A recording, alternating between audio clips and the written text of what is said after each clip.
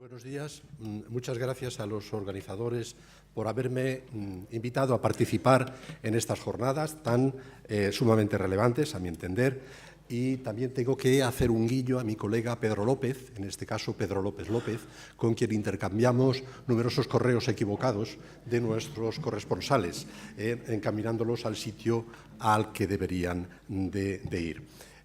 Muchas gracias también por la presentación, aunque tengo que decir que ese currículum que has exhibido está obsoleto, porque yo soy catedrático jubilado de la Facultad de Filosofía y Documentación de Coruña, de Ferrol, en este campus de Ferrol, y en este momento soy profesor honorario. Pero no hemos venido aquí a hablar de mi currículum, sino que hemos venido aquí a hablar sobre el acceso a los archivos y la desclasificación de documentos. Bien, yo tenía un texto escrito, pero dada la premura del tiempo, no voy a leer voy a simplemente a glosar algunos puntos del mismo que se centraban en tres apartados referidos a una introducción relativa a qué tienen que ver los archivos con la defensa de los derechos humanos y la memoria histórica y, por otro lado, decir algo sobre el acceso y, en tercer lugar, sobre secretos, clasificación, desclasificación y reclasificación, porque nos encontramos con todas estas figuras en torno a todo eso que genéricamente denominamos reclasificación. Tengo que decir, con un guiño también a las cosas que se han hablado con anterioridad, que entre mis profesores he tenido a Ricardo de la Cierva, ilustre investigador del régimen, ¿verdad?, que sembraba la confusión, como sabéis, en su momento. Bien, ¿qué tienen que ver los archivos con la defensa de los derechos humanos y la memoria histórica? Bueno, el derecho a la comunicación y a la información es uno de los derechos humanos que, de alguna forma caracterizan a los estados democráticos y nos podemos remontar a los filósofos ilustrados, a la Constitución americana, al Bill of Rights, a todo esto que, sumado a las declaraciones de UNESCO, de las grandes organizaciones europeas, etcétera, etcétera, han configurado todo un corpus que clarifican muy bien cuál es este papel de los derechos humanos en relación a la información. Y en cuanto a la memoria, hay mucha gente que se ha dedicado a definir sus límites, a clarificarlo, pero que todo esto nos lleva a distinguir con una cierta claridad lo que es la memoria individual, que vamos perdiendo con el tiempo si no la fijamos en un soporte documental, o las memorias colectivas, que son las que corresponden a los grupos sociales, como estos grupos que estamos viviendo en estas jornadas, ¿verdad?, que se dedican de alguna forma, a reivindicar una reconstrucción de una memoria que no coincide con la oficial. Además está la memoria histórica, por así decir, académica, que hacen los científicos a partir de conocimientos acumulados y contrastados documentalmente.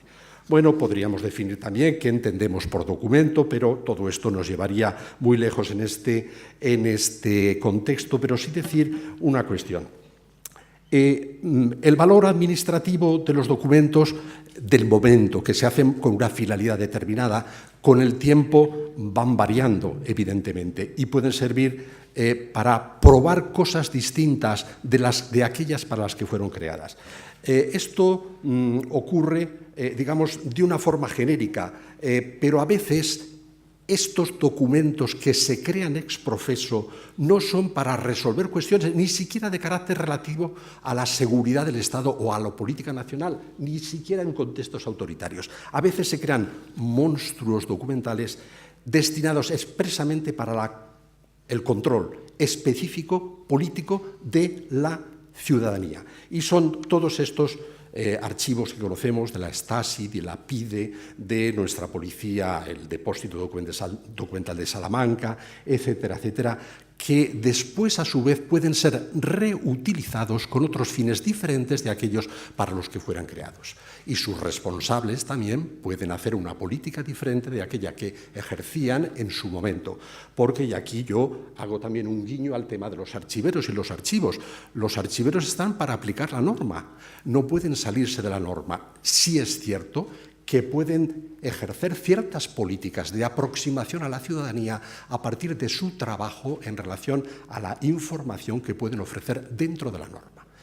Pero como todos los ciudadanos pertenecemos, yo soy archivero de origen, pertenecemos a, digamos, a ideologías diferentes que se marcan también en nuestro trabajo. Por lo tanto, no esperemos de los archiveros algo diferente del resto de los ciudadanos. Habrá A y B, y C y D, y etcétera, etcétera. El acceso a los archivos, como sabemos, tiene mucho que ver con los regímenes democráticos, la transparencia histórica administrativa y la evolución de la historia, sobre todo a partir de la Segunda Guerra Mundial, y las presiones de los historiadores y de los periodistas, fundamentalmente, para acceder a todos los archivos relacionados con la Segunda Guerra Mundial, el nazismo, el Holocausto, etcétera, etcétera. La legislación europea se ha citado por aquí, es en este momento bastante clarificadora, terminando con esta recomendación 13 del 2002, con principios de ética que nos afecta a todos, evidentemente, sobre el acceso, y la legislación española también es bastante abundante, aunque hay que decir que la última no contribuye precisamente a clarificar la situación establecida en dos leyes fundamentales. La Ley 30 del 92, que regula de alguna forma el acceso a las oficinas y a los archivos centrales de las instituciones, y, por otro lado, la Ley 16 del 85, la Ley de Patrimonio Histórico Español, que regula el acceso a la documentación de carácter histórico en los archivos históricos. Bien, ¿cuál es el problema? El problema es que, en líneas generales, porque no voy a pasar al detalle, aparentemente una normativa que promete ser aperturista, después saca la lista de excepciones y nos encontramos con que, bueno, en relación a los archivos centrales, se habla de la seguridad. Bueno, la lista es larga por aquí. Bueno, no voy a entrar en detalle, pero vamos. El tema es que el artículo 37 saca un conjunto de excepciones que después se vuelven a repetir en el artículo 57 de la Ley de Patrimonio, donde habla, entre otras cosas, de los datos personales, del honor, de la intimidad. ¿Qué es el honor y la intimidad? ¿Qué es el honor y la intimidad de los represores? Es decir, esto en otros países lo han resuelto, es decir, el acceso a la documentación nominal, si se trata de represores, es libre. Otra cosa son las víctimas, esas sí que tienen derecho al honor y a la intimidad, ¿verdad? Bueno, la Ley de Transparencia, que es la última que se ha aprobado, no ha reformado esto. Lo que podía haber sido un momento de ponerse al día en relación a la legislación europea, pues no se ha notado. Es decir, no por poner mucha información en las páginas web de los ministerios va a haber más información verídica y fidedigna. No por eso. La cantidad no tiene nada que ver con la calidad. Estamos hablando de otra cosa. Estamos hablando de transparencia de la administración, y los archivos forman parte de la gestión administrativa.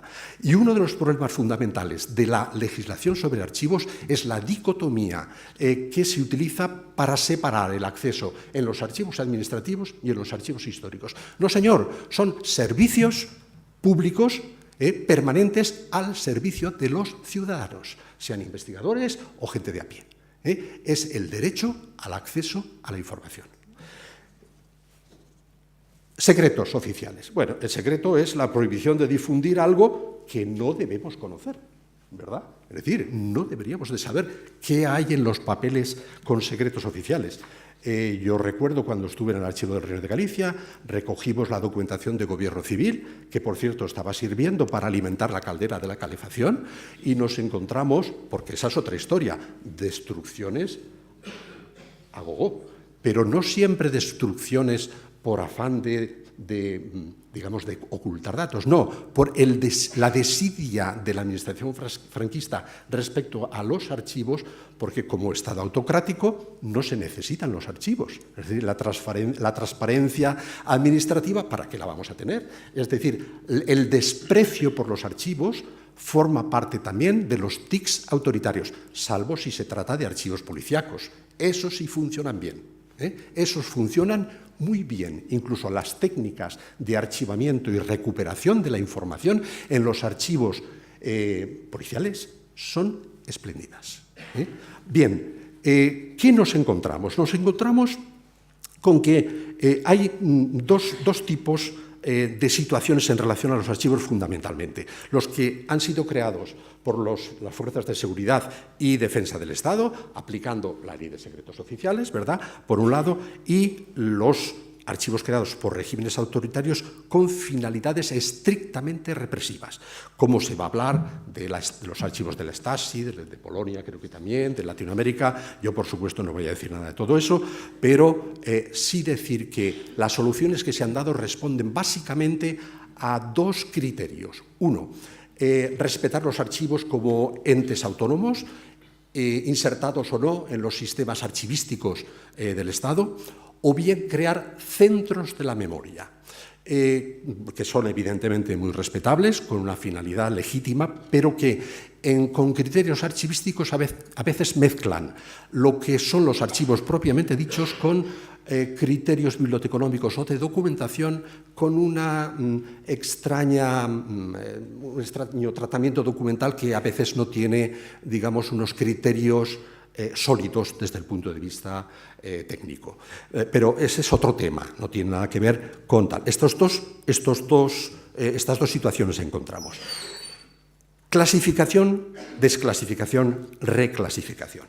Bien, nosotros nos movemos en el tema del secretismo y la censura de ámbitos gubernativos.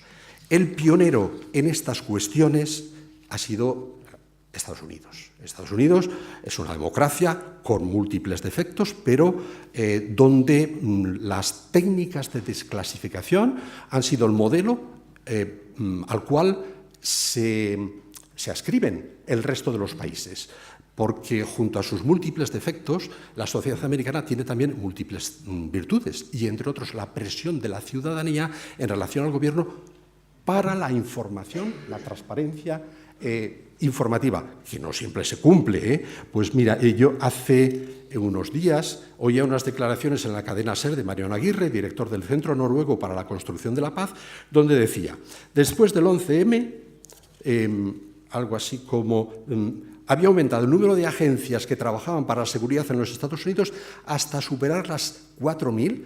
Y yo apunté estas cifras porque me parecieron alucinantes, de las que unas 1.000 se consideraban secretas. De creer estas cifras, la masa de información acumulada sería de difícil manejo y su apertura al público también. Bueno, la práctica de desclasificación, en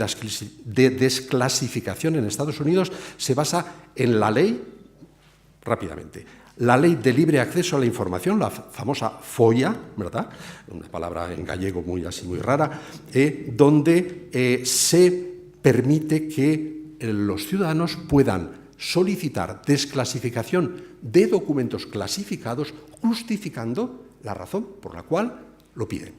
Bueno, para presionar sobre este tema se creó una asociación, la National Security Archives de la Universidad George Washington, que ha implementado de forma masiva las desclasificaciones de documentos, ha incorporado estas desclasificaciones a un archivo propio y lo procesa y lo vende, con un criterio muy norteamericano también, por otro lado, ¿verdad? Bueno, junto a esto, la reclasificación. La CIA y el FBI intervinieron en el Archivo Nacional y en la Smithsonian Institution para reclasificar documentos que habían sido previamente clasificados, y las razones ni los académicos ni los propios organismos pudieron aclarar por qué motivos, salvo los tics autoritarios de las respectivas agencias. En España, la Ley de Secretos Oficiales del 68,